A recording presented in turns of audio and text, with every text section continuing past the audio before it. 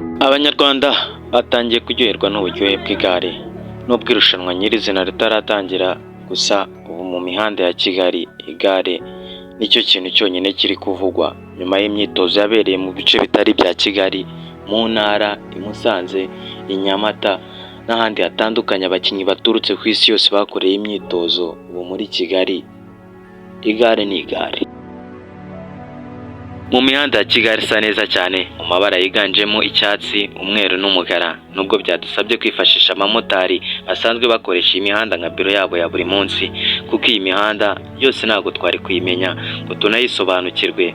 Nuko byari byifashe uyu munsi ku wa gatandatu tariki ya 20 z'ukwezi kwa 9 mwaka wa 2025, umunsi ubanzirije irushanwa. Bahaye ikaze ku isi y'ubumenyi, tubatembereza imwe mu myiteguro y'iri rushanwa.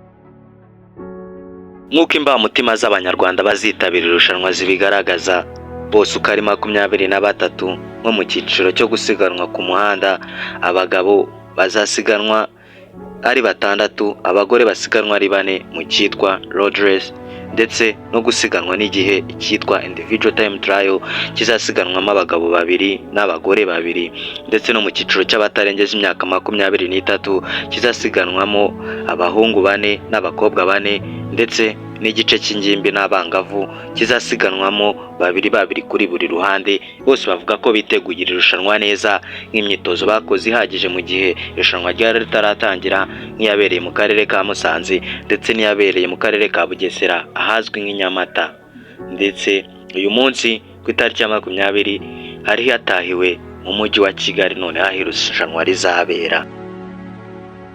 Mu mutekano udasanzwe mu mihanda yose ya Kigali, kuva ku bagendera ku binyabiziga byabo cyangwa abakoresha amapikipiki ndetse n'abagendera ku maguru, Imana yabihereye basabwe guhagarara ku mbibi z'umuhanda kugira ngo batabangamira abari mu myitozo y'igare.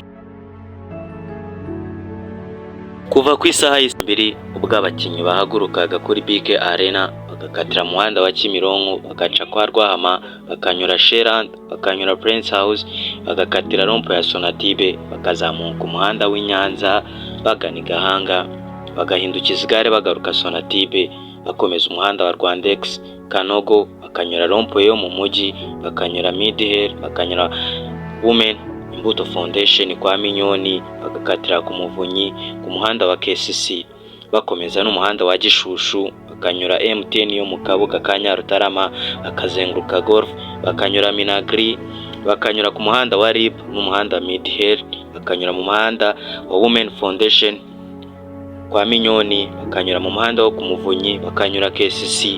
Ibi uko byari byatangajwe mu itangazo rya polisi, koko iyi mihanda niko yakoreshejwe n'abari mu myitozo y'igare kuva saa 2 kugeza saa 8.